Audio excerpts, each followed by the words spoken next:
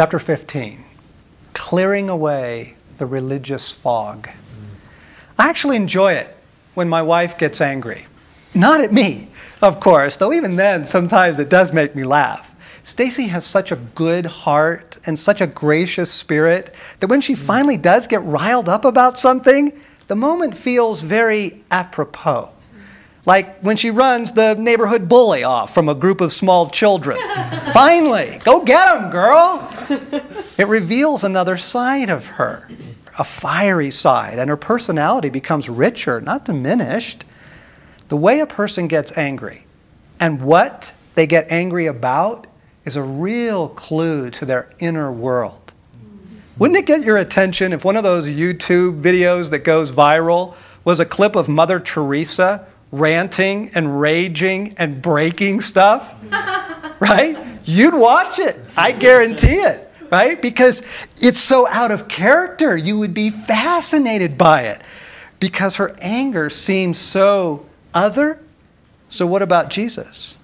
What really fries this humble, gracious, patient man? Well, there's actually only a handful of accounts of Jesus getting good and mad in the Gospels, which is surprising given how much provocation he was provided. In fact, the Greek word for angry is only used once to describe Jesus. And where does he happen to be at that moment? At another time, he went into the synagogue, and a man with a shriveled hand was there. Some of them were looking for a reason to accuse Jesus, so they watched him closely to see if he would heal on the Sabbath. Jesus said to the man with the shriveled hand, "Stand up in front of everyone." And then Jesus asked them, which is lawful on the Sabbath? To do good or to do evil? To save life or to kill?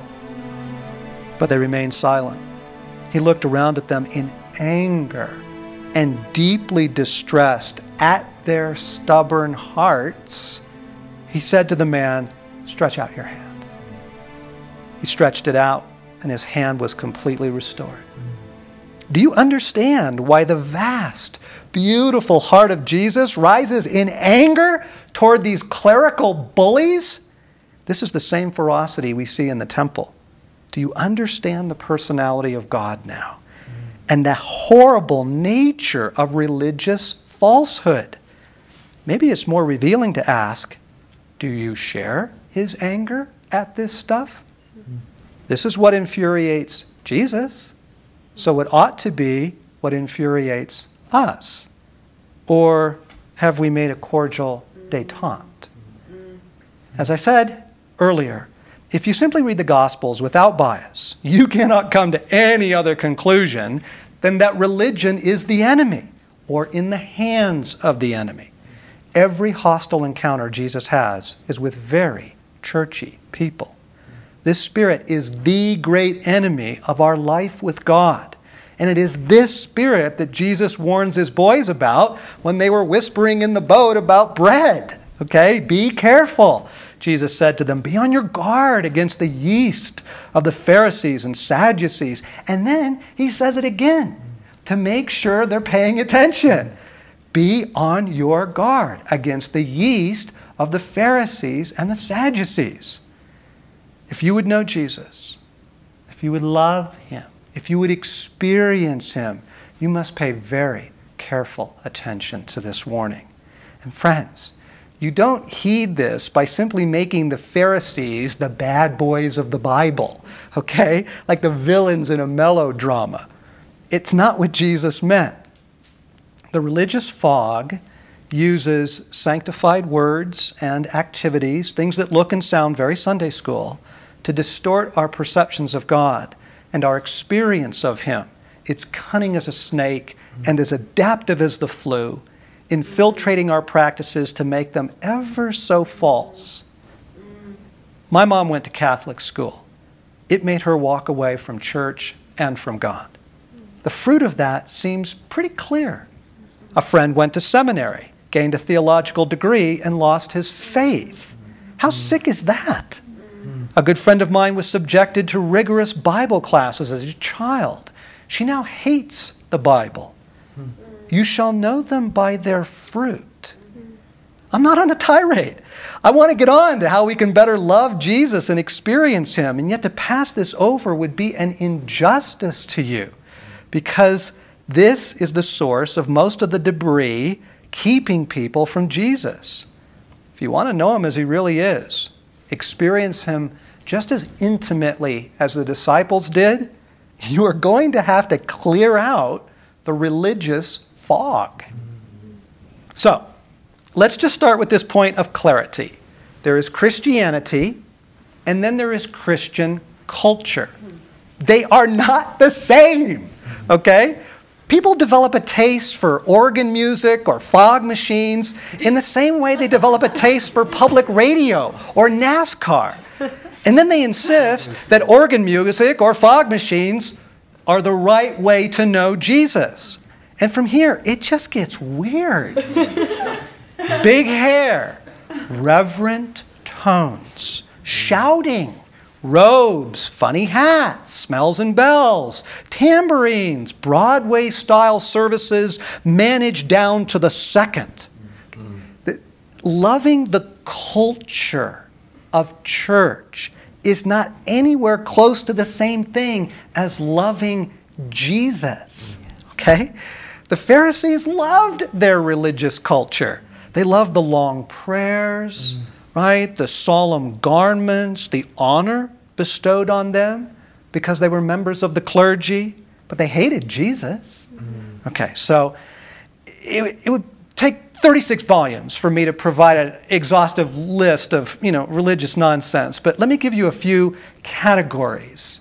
When the religious is operating, false reverence replaces loving Jesus. Okay, that's one. In fact, loving Jesus is considered optional. I know, it's too hard to believe, but it's really quite common. It's as if we think you can be a Christian, but being in love with God is optional, sort of like extra credit. Knowing about God substitutes for knowing God. Therefore, teaching is exalted. Good content is what matters. Members can explain to you theories of the atonement or the 7 steps to a good and successful life, but they cannot name one intimate encounter they've had with Jesus. Not once in their life have they heard him speak to them. A great deal of what is adamantly taught about Jesus is frankly taught by people who don't know him very well. When religious is operating, religious activity is confused with commitment to Christ. All right? So church activities are considered more important than other types of activities. Those who do not engage regularly in religious gatherings are suspect. And leaders get very defensive about church. But to suggest this is to incur something along the lines of malice. Christian service substitutes for friendship with Jesus. Particularly popular in our age of social justice. We take our best and brightest saints and ship them off for indentured servitude. Exhausted Christians working for noble causes, but they don't report a daily encounter with Jesus. Who is held up as models for serious Christian commitment in your world? Is it, here is Jeff, he really knows Jesus, or here is Jeff, he serves the poor in India? When the religious is operating, a trivial morality prevails. I once attended a church where the word hell was not allowed to be spoken, although it is often spoken in the Bible. Instead, we were to say H-E double toothpicks or double hockey sticks, which makes holiness downright silly. Okay, so here's the question to ask. What would it take for a person to get fired from your church or Christian school or ministry, college institution? Right? Are the things on their list the things you see Jesus upset about? And finally, the system operates on the fear of man. What good people might say rules this world. Members toe the line, not because they're captured by God, but because they're afraid of what people will say if they don't. If you are part of this system, ask yourself, Do people here act like Jesus? Meaning, would they confront a Pharisee as a son of hell? Would they break the Sabbath to heal someone? Would they give a wedding 900 bottles of wine? And if not, why not? Okay, some of my listeners are going to get their shorts in a bunch over this. Let me be clear. This is not an anti-church statement. I am not anti-church. I go to church. The simple test is this: do you encounter Jesus there?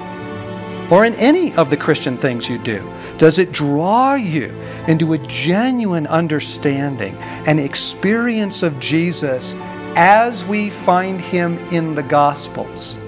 If not, there's a problem.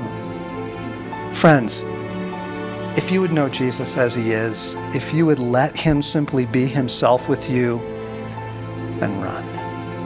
Run as fast as your 2 little feet will carry you from anything that smacks of the religious.